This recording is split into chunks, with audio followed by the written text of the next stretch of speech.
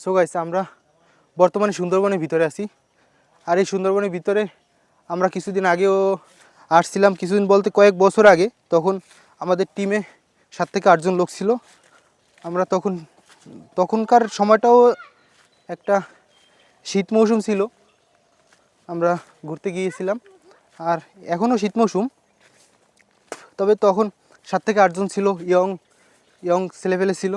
আমরা সেজন্য মানে কোনো সেফটি বা তাদের কোনো গার্ড ছাড়াই আমরা চলে গিয়েছিলাম এই সুন্দরবন ঘুরে দেখার জন্য। তবে আজকে যেহেতু আমরা সংখ্যায় কম, সেহেতু আমরা ফরেস্ট যে বাহিনী আছে বা ফরেস্ট অফিসাররা যারা আছে তাদের হেল্প নেওয়ার চেষ্টা করছি।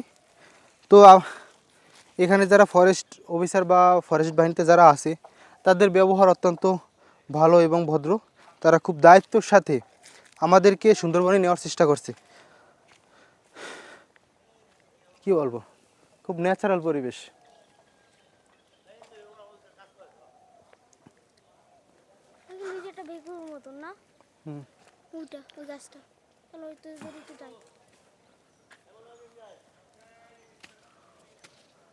আপনার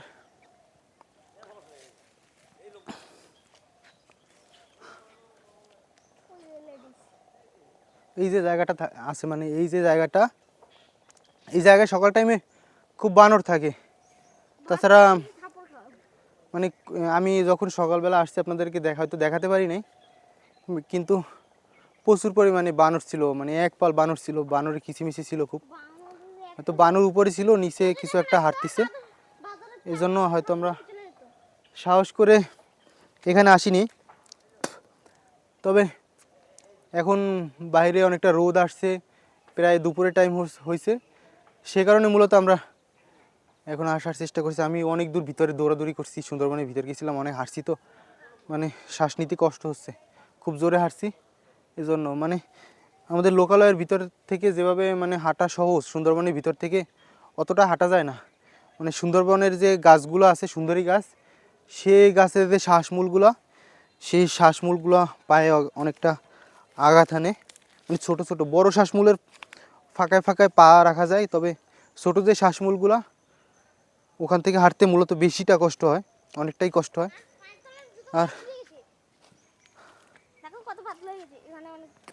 যেহেতু আমি কেস পরে আসি নাই, স্লিপার পরে আসছি, এই জন্য আরও মানে অনেকটা বেশি কষ্ট হয়েছে। আর আপনারা যদি সুন্দরবন ভ্রমণ করতে চান, অবশ্যই আমাদের এই মংলা থেকে চলে আসবেন জিউদারা বাজার। আর জিউদারা বাজার থেকে আমরবুনিয়া চাঁদপাই রেঞ্জের ভিতরে একটা, আমরবুনিয়া গ্রামে চাঁদপাই রেঞ্জের খুবই ভালো একটা ট্যুরিস্ট পয়েন্ট। আপনারা যদি মানে এখানে আসেন, এখানের যে স্টাফ যারা আছে তাদের আচার ব্যবহার অনেকটাই সুন্দর। মানে তাদের এখানে অন্য কিছু পান, হোটেল বা রিসোর্ট না থাকলেও এখানের যারা দায়িত্বে কর্মরত আছেন তাদের আচার ব্যবহার যে এতটাই সুন্দর, মানে দেখে আমি মুগ্ধ হয়েছি। এবং আমাদের কি পুরো সুন্দরবনের ভিতরে, মানে এখানে হয়তো করমজলের মতন কোনো এরিয়া নাই বা ব্রিজ নাই যে আমরা ব্রিজের উপরে হেঁটে দেখব। সরাসরি সুন্দরবনের ভিতরে আমাদেরকে নিয়ে গেছে সেফটি দিয়ে, তারা গাইড দিয়ে নিয়ে গেছে এবং আমাদেরকে সাথে করে তারা সুন্দরবন ঘুরিয়ে ঘুরিয়ে দেখিয়েছে। মানে তাদের ব্যবহারে, মানে আমি তাদের ব্যবহারে খুবই মুগ্ধ।